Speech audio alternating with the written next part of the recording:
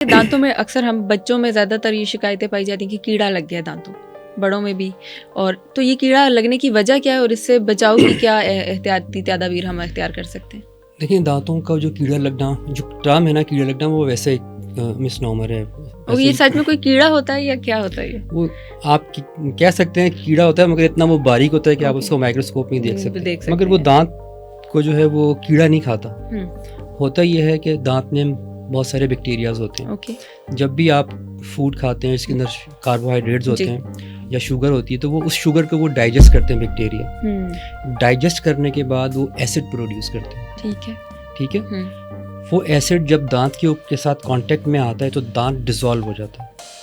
Okay, जैसे marble है ना, उस पे जी। कभी आप कोई जो एसिड टाइप ना वो उस पे डालें ओके, तो आप देखेंगे इसमें सुराख हो जाएंगे।